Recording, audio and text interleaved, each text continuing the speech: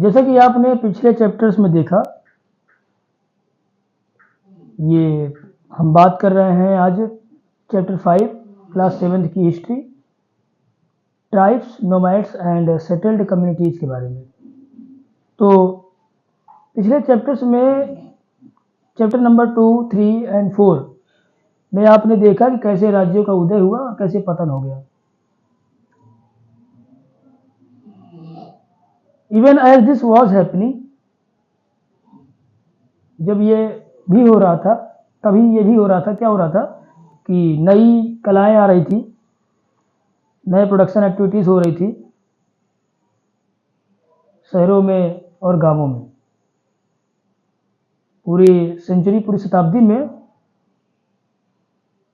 Important political, social and economics developments ने जगह ले ली, लेकिन कुछ सोशल चेंज हर जगह नहीं हुए, क्योंकि अलग अलग प्रकार के जो अलग अलग प्रकार के सोसाइटीज इवॉल्व थी, यानी अलग अलग प्रकार की अलग अलग जगह पर सोसाइटी बन गई। यह समझना बहुत इंपॉर्टेंट है कि ये कैसे बनी और क्यों बनी। हमारे उपमहाद्वीप के बहुत बड़े हिस्से में पहले से ही सोसाइटी अलग अलग वर्णों में विभाजित हो चुकी थी। वर्ण मतलब होता है शूद्र, ब्राह्मण, क्षत्रिय, वैश्य, ये 4 वर्ण थे और उन वर्णों के हिसाब से हमारी सोसाइटी विभाजित हो चुकी थी। ये जो नियम थे ब्राह्मण के द्वारा बनाए गए थे। ब्राह्मण यानी पंडित, पंडितों के द्वारा ये नियम बनाए गए थे। इन नियमों को बड़े से बड़े राज्यों के राजा द्वारा माना जाता था।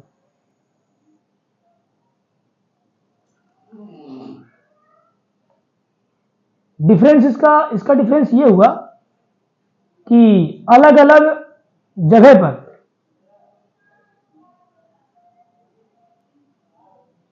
अमीरी और गरीबी का फर्क आ गया, उच्च और निम्न का फर्क आ गया कि कौन ज़्यादा अमीर है, कौन ज़्यादा गरीब है, तुम मुझसे छोटे हो, मैं तुमसे बड़ा हूं।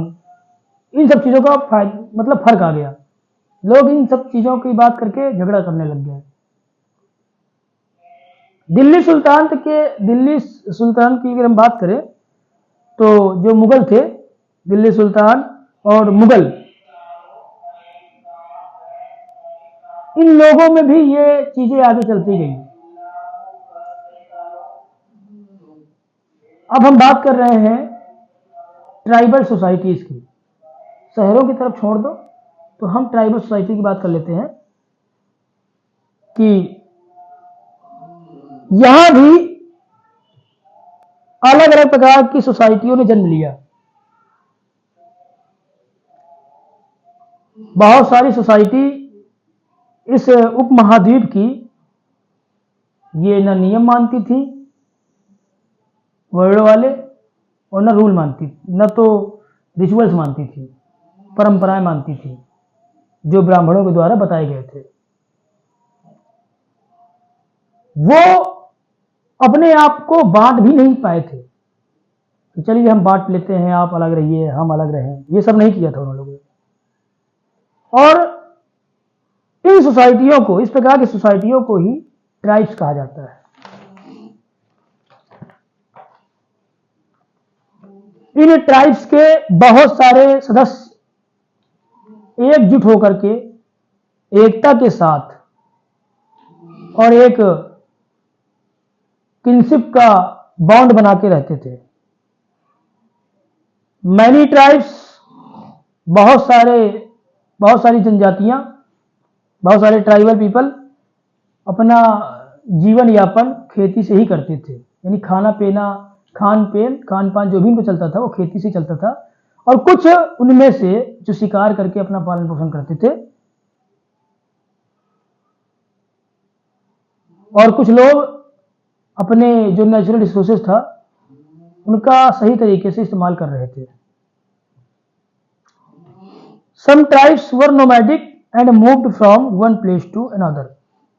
कुछ जो यहाँ की जातियां थी, ट्राइबल लोग थे, जो आदिवासी लोग थे, वो नोमैडिक थे, जो एक स्थान से दूसरे स्थान पर चले गए। एक ट्राइबल ग्रुप, एक ट्राइबल समूह जमीन को कंट्रोल करता था और उसको जोड़ता था और अपने हिसाब से सारी गृहस्थी अपने हिसाब से ही वो चलाता था, अपने नियम खुद बनाता था। बहुत सारे ट्राइबल लोग अलग अलग कॉन्टिनेंट के सब कॉन्टिनेंट के अलग अलग हिस्सों में बट गए। वो यूजुअली जंगलों में रहते थे, पहाड़ियों में रहते थे, रेगिस्तान में रहते थे और ऐसी जगहों में रहते थे जहां पहुंचना डिफिकल्ट होता था। Sometimes they clashed with the more powerful caste-based society. कभी कभी तो ज्यादा ताकतवर लोगों के द्वारा नष्ट भी कर दिए जाते थे। इन वेरियस वेज, विभिन्न प्रकार के बातों के अलावा, the tribes retained their freedom and preserved their separate culture. इन सब चीजों के अलावा उन लोगों ने अपना वर्चस्व बनाए रखा और अपनी आजादी बनाए रखी और अपना कल्चर बनाए रखा। अलग कल्चर रखा है, आज तक भी उन्होंने अपना कल्चर अलग ही रखा है। आज भी उनका खान पीन अलग है, खान पान अलग है, उनका पहनावा अलग है,